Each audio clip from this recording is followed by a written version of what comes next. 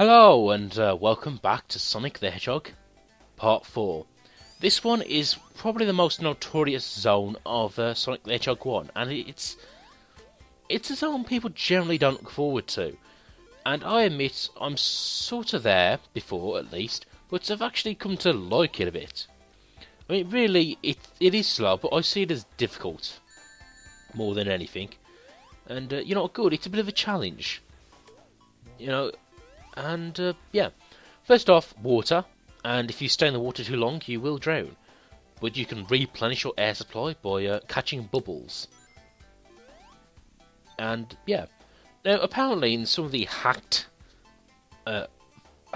versions of this game, people have found a goggle power-up, which presumably would have did the job of making Sonic not require air bubbles. So yeah, that would have been a nice power up. But here's the thing about drowning. That's not really the hardest part of this zone. It's the fact that you rush. When you're looking for air, you sort of rush and you hit the spikes and the hazards. That's the real difficulty of the Labyrinth zone. I mean, really, the air thing is just a time limit. And actually, what I like about the name... Oh, am I dead? Yes! Jeff escapes death once again. I don't know how I did that. I got incredibly lucky. And fun fact about my playthrough here, I only die once. And it's in the very last level. Spoilers. So, yes. But honestly, it's not really down to my skill per se. It's just that I got lucky there. That was glorious. And I forgot what I was trying to say. Oh yes, the name. This is called Labyrinth Zone. And this is where I get nitpicky. Because there is actually a difference between a maze and a labyrinth. A labyrinth is a single path. It twists and turns, but it is essentially a linear path. Where a maze is obviously, as you know, sort of a complex structure with multiple turnings. So it's very nerdy, but I like the fact that this is called Labyrinth Zone, and it is legitimately a labyrinth. Although, saying that, it does have multiple turnings at some points. So no, I guess I'm lying. It isn't a true labyrinth. Sonic, you lie to me all the time. I don't know why. And these platforms, by the way, I love how in Sonic the Hedgehog 4 they make these platforms really huge. And that's because the physics aren't really there. They know you can't be that precise in Sonic 4. The music, it's deceptively relaxing. Very cheerful. And at this point I should point out, at the very beginning of the game, with those switches and platforms I was playing with, there is actually, how can I put this, when you hit one of the silver switches, a platform appears at the top of the water, and if you take that, because it moves, obviously, it takes you right to the end of the level, or at least on an upper path. Now, the reason why I didn't take that glorious shortcut was because you miss out on 50 rings, and I've still got one more emerald to collect. So, I have to be careful here. You can see I'm looking down just to make sure I don't jump on anything and I'm not supposed to. And coming up here is an Orbanaut, which tends to get me in this level. But I have to be really... Oh, you see, that's why he gets me. I sort of fall into him. Oh, look at him. No spike balls left. He just looks like an angry Malteser. Yeah, see, I actually come to enjoy this level. It's just essentially a bit more challenging than the others.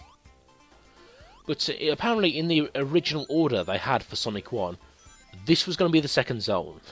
I'm not even kidding. You would have gone straight from Green Hill, straight into this one. Which, obviously, that would have been a mistake. Because as much as I defend this zone, it's not really second zone material. It is meant to be for the later half of the game.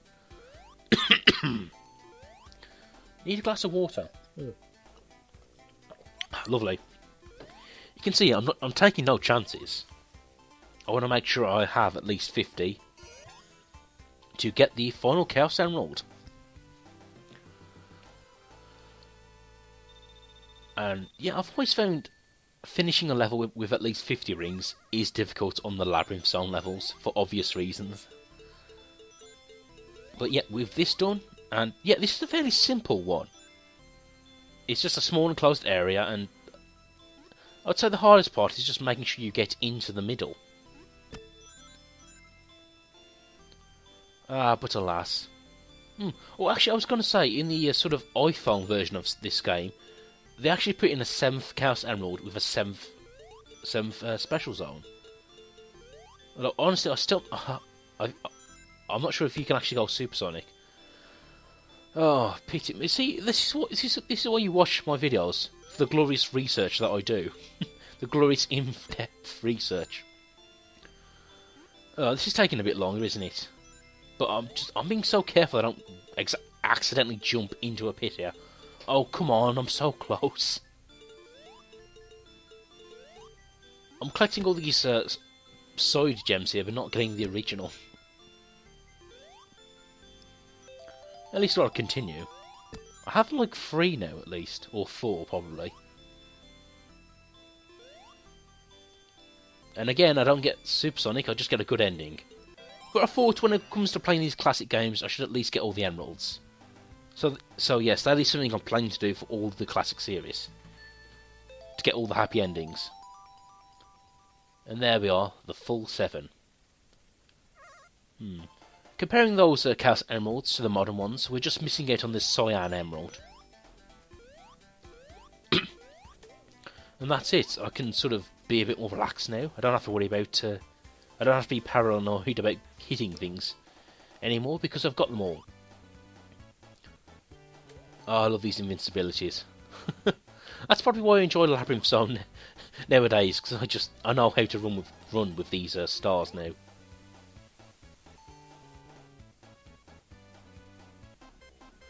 Now, what's interesting about the architecture here, the sort of blocks you see in the background, the owl, and the pig face, which, by the way, looks suspicious like Ganondorf. But anyway, the architecture, the blocks, they actually reappear in, let me see, Aquatic Ruin Zone in Sonic 2, and Hydro City Zone in Sonic 3 and Knuckles. And what's interesting is that if you play Sonic Chronicles, the Sonic RPG, I say the because it's the only one being made, and probably will be the only one ever made. But anyway, if you look at the world map in Sonic Chronicles, it's sort of, you see Safe Island for Sonic 1, West Island for Sonic 2, and there's a gap in between, and of course it also features the floating Angel Island. So is it trying to imply that the levels from Sonic 1, 2, 3 and Knuckles, those islands all used to be one big continent, all joined together? Because honestly, considering their connections with the Chaos Emeralds, and how the stories are connected between Sonic 2 and 3 and Knuckles, it would actually make sense that they were one big continent back in the old days. But I say that knowing that Sonic Chronicles, I'm not sure if it's canon. In fact, I'm not even sure canon applies to the Sonic the Hedgehog series. But you see, again, 1 minute and 51 seconds. People don't like Labyrinth Zone. Was that really that bad? Come on, Even if you're not too keen on the levels in this old game, they're still over and done with fairly quickly. And yes, I am being defensive, because people act like Labyrinth Zone is one of the worst things in the entire Sonic series, when it's really not. I'd rather play Labyrinth Zone than, say, rather than a Werehog level, rather than a mech shooting level in Sonic Adventure 2. But anyway, on with the final act here. Now this one can last us about 5 minutes, but I think I'll take a shortcut here, and that cuts off at least 1 minute. And here it is. It's the secret falling block here. Now what's interesting about the levels in Sonic 1 is that they were recreated in Sonic Colors, in their special Gameland area, which I find a nice tribute to the classic, the game that started it all. And again, it does seem basic Sonic 1, but you can also see the elements here, which went on throughout the entire series. Well, maybe not the entire series, because as you know, the Sonic series gets pretty diverse, but you know, the springs, the bubbles, the badniks, the rings, of course, the loops, you know, they've all made an appearance throughout the entire series. You know, the mechanic of jumping in a ball. You know, this game pretty much laid the foundations of Sonic the Hedgehog. And I wouldn't even say it's like the prototype. I think it's just a good game in general, as well. Granted, if you've played the others, you'll probably miss the spin dash, but yeah, again, I like this game. You know, you could say it's the most basic one of the series, and it is, and it's true. Which I think to some people it just seems like an inferior version of the later games. Which I guess technically it is. But what I'm trying to say, it might be the most basic Sonic game in the series, but it's still a good game in its own right. And that's all. Now, coming up now, Eggman, he sort of ran out of machines. Maybe he's cut short. But, so what we have here is a gauntlet run. We just have to chase the fat fuck up through this tunnel here, and that's it. You don't even have to beat him. Although, it is possible to beat him. Like the previous bosses, he does take 8 hits. So if you're good enough, you can get him. And I was so surprised, I did this on my first run through this level. This is one of those parts where I die at least once or twice, usually. So the odds are in my favour. Now of course, you are running out of water, but my advice, don't let that panic you. Running into these spikes and hazards, that's the real danger here. Come back here and face me, you coward. Anyway, join me again in the next part where we'll have a bit of a breather and we'll have a nice night out on the town in Starlight Zone. Join me then.